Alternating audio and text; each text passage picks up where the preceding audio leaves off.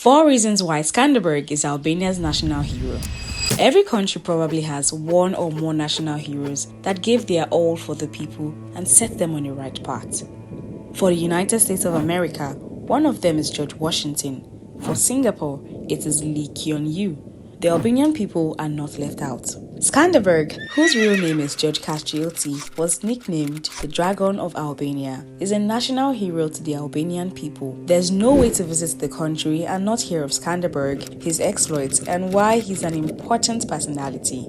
In fact, you'll likely see multiple places and buildings named after him or built in his image. Yes, he was and still is that popular. Just to give an idea of his childhood, here are a couple of things to know about George Castrioti Skanderbeg. He was born in 1405 to an Albanian lord called John Castrioti. Skanderbeg had 3 older brothers, Stanislav, Reposh, and Constantine, and 5 sisters, Mara, Jelena, Angelina, Vlachka, and Mamika. His mother's name was Voisava, whose origin is disputed, just like Skanderbeg's place of birth. To help you understand why this man is loved so much, this video lists at least 4 reasons why Skanderbeg is a national hero in the European country of Albania. 1. He was loyal to Albania and the Albanian people. You see, Skanderbeg's childhood was weird. At a very young age, he was sent as a hostage to the Ottoman court in Adrianople in 1415. This happened because his father was trying to avoid being overthrown by either the Venetians or the Ottoman Turks, so it was a political move.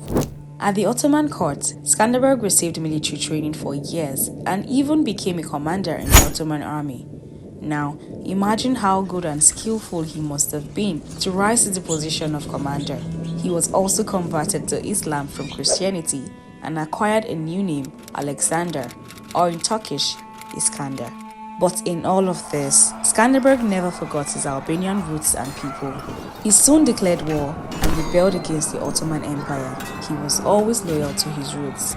At the start of the rebellion, Skanderbeg left the Ottoman court with just 300 Albanian men who had also deserted. 2. Skanderbeg was a very skillful warrior.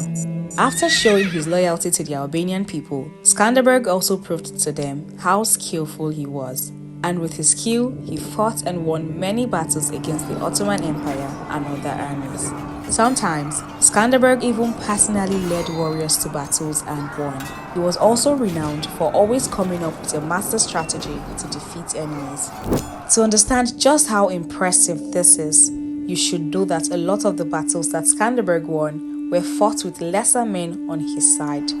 For example, in one of the battles, he defeated the Ottoman Empire's 40,000 men with just 15,000 men. In another battle in 1445, he defeated an Ottoman force of 15,000 with just 3,500 men. Skanderbeg could use very little resources to make the most impact, and he proved that repeatedly at the battlefield. This was definitely why he was named after Alexander the Great. 3. He united most of Albania. Skanderbeg had a vision of a united Albania and did his best to bring that vision to life before his death. In 1444, Skanderbeg summoned Albanian noblemen in the Venetian-controlled town of Lezhë, and they established a military alliance known in historiography as the League of Lezhë. This was the first time that most of Albania was united under a single leader. Skanderbeg did this so they could break free of the Ottoman. One of the points he used to convince these noblemen was their shared identities, and at the inception of this League of Lezhë, Skanderbeg was unanimously elected as the leader. This gave him even further legitimacy as the rightful leader of Albania. After the League of Lezhë was formed, Skanderbeg led them to defeat an Ottoman army on plain ground. This battle echoed through the whole of Europe. To think that a man who was just fighting against his own people some years back could come and unite them to form a formidable force against the side he was fighting for is nothing short of mind-blowing. But Skanderbeg pulled this off. 4. He was the Albanian defender. For over 2 decades, Skanderbeg defended Albania with guerrilla warfare tactics and intelligence from enemies like the Ottoman Empire, Venice, and so on. He used the mountainous terrain to his advantage. Even after losing the castle of Svetigrad to an Ottoman army led by Sultan Murad II and his son Mehmed in 1448, Skanderbeg, in a bid to boost back morale, led 8,000 men by himself into a Turkish encampment and ambushed them. What's even more interesting is that by defending Albania, Skanderbeg was by extension defending a couple of other countries from the Ottomans.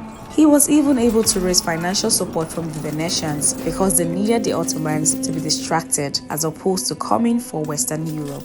Even Italy continued to hope that the Albanian warlord would keep holding back the Ottoman Empire from the coastline of Albania, as it was just a short distance from there into Italy and the rest of Western Europe. Skanderbeg did just that for 25 years. Skanderbeg was always ready to fight and die for Albania, and most people loved him for that, and they still do today. These 4 reasons are why Skanderbeg is a national hero in Albania. It's why the country and other countries have monuments named after him or built in his image. The Albanian government declared the year 2018 as the year of Skanderbeg, and the 17th of January 2018 marked the 550th year anniversary of the death of this hero. He gave his all for Albania, and now they're giving him the honor he deserves. Give it up for the Dragon of Albania.